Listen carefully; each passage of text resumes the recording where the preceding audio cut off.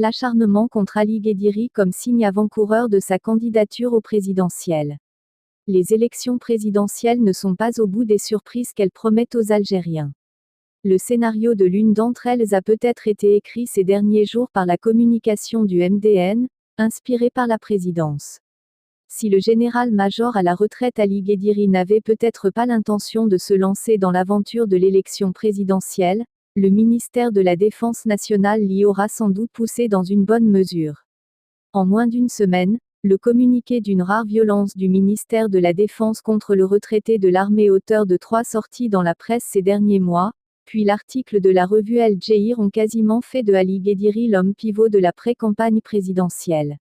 La réaction du ministère de la Défense nationale à la sortie médiatique du général-major à la retraite Ali Guediri, dans laquelle il a assuré, entre autres, que le chef d'état-major, Ahmed Gaïd Salah, ne permettra pas à qui que ce soit de violer d'une manière aussi outrageuse la Constitution, a provoqué une levée de boucliers. Elle a suscité polémique et controverse autorisant des interprétations aussi diverses que contradictoires. Mais d'évidence, elle a levé le voile sur le degré de nervosité qui prévaut au sein du système de pouvoir à la recherche d'une voie de sortie à la veille d'une élection présidentielle problématique. L'agressivité caractérisant le long texte du ministère de la Défense, qui cherche également à prouver l'unité des rangs du régime, vise manifestement à verrouiller par tous les moyens toute possibilité de débat de fond sur la crise politique dont toute la classe politique, pouvoir et opposition, admet l'existence. La réduction outrageuse des espaces d'expression libre s'est étendue aux officiers supérieurs à la retraite, soumis à l'obligation de réserve codifiée par une loi 1605 du 3 août 2016. Mais qu'est-ce que cette loi autorise et interdit précisément et jusqu'où étend-elle le champ d'application ? Redevenu citoyen, un général-major ne peut-il pas donner son avis sur les questions d'ordre politique concernant son pays ? Une fois ayant quitté ses fonctions, un officier supérieur n'a-t-il pas le droit de faire sa reconversion en politique ou bien dans d'autres domaines touchant à la vie publique ? Cette loi s'applique-t-elle uniquement à tous les officiers ou seulement à une catégorie ? Pourtant, nombre de hauts gradés, qui interviennent dans le débat public, n'ont pas fait l'objet de rappel à l'ordre. Le général-major à la retraite Ali Guediri a annoncé aujourd'hui, lors d'une réunion du mouvement Mouattan sa possible candidature aux prochaines présidentielles prévues en avril. Selon des sources médiatiques, Ali Guediri a rejoint officiellement le mouvement Mouattana, créé en juin dernier, et qui regroupe des partis politiques et des personnalités nationales, ajoutant que Ben Bitour présentera dans les prochains jours l'ex-général-major comme étant le candidat du mouvement aux prochaines élections présidentielles. Plus l'échéance présidentielle prévue au mois d'avril 2019 se rapproche et plus l'Algérie s'enfonce dans l'inconnu. Les experts politiques n'arrivent pas à se faire une idée concrète de ce qui se passe réellement dans les coulisses du pouvoir. Le système de gouvernance a été fondé sur la personne du président Bouteflika.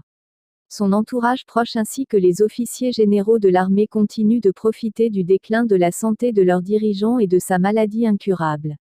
Aucune stratégie n'a été mise en place pour passer le relais du commandement et la gestion du pays. On a assisté uniquement aux purges, dans l'armée, dans les cercles politiques et privés. Durant les mois de l'été 2018 et jusqu'à présent, toute opposition civile ou militaire est balayée avec soin par le frère Bouteflika et le chef d'état-major le général Ahmed Gaïd Salah pour laisser le champ libre à leur cercle fermé. La carte des séparatistes du Polisario que manipule le régime d'Alger pour dévier l'opinion de la population algérienne est très risquée pour l'ensemble de la zone. D'après les observateurs, les scénarios politiques pour sortir de l'impasse du 9 avril 2019 doivent absolument intégrer le facteur de prudence afin d'éviter tout dérapage qui risque d'avoir des retombées incalculables pour toute la région. La crise politique dans laquelle est engluée l'Algérie ne peut être réglée que par un changement du pouvoir autocratique et patrimonialiste, par un pouvoir démocratique, a affirmé Ahmed Ben Bitour, économiste et ancien chef de gouvernement. Invité du Forum de Liberté, autour d'une conférence débat sous le thème La mission des élites dans la sauvegarde du pays, Ben Bitour a dressé, lundi à Alger, un constat très inquiétant de la situation politique, économique et sociale de l'Algérie, plaidant en faveur d'une mobilisation des élites dans l'espoir d'un changement pacifique. Notre pays est dirigé par un pouvoir autoritariste, patrimonialiste et paternaliste, qui vit de la rente et de la prédation dans l'utilisation de la rente, a-t-il dénoncé, en estimant que la refondation des systèmes de gouvernance est la clé à la résolution des autres crises, autrement dit, la priorité doit aller au changement des systèmes de pouvoir et de la refondation de la gouvernance. Le conférencier a expliqué que la mauvaise gouvernance a entraîné un État déliquescent en situation de pénurie de moyens de financement de son budget car, fait-il remarquer, le prix du baril nécessaire pour équilibrer le budget est passé de $34 en 2005 à plus de $115 en 2013, alors que le prix à l'export ne dépasserait pas les $60 en moyenne annuelle sur la prochaine décennie. Cette déliquescence se caractérise par 5 critères, à savoir l'institutionnalisation de l'ignorance et de l'inertie, le culte de la personnalité, l'institutionnalisation de la corruption, un nombre restreint d'individus prenant la décision à la place des institutions habilitées et l'émiettement des clans au sommet de la hiérarchie de l'État, a-t-il relevé.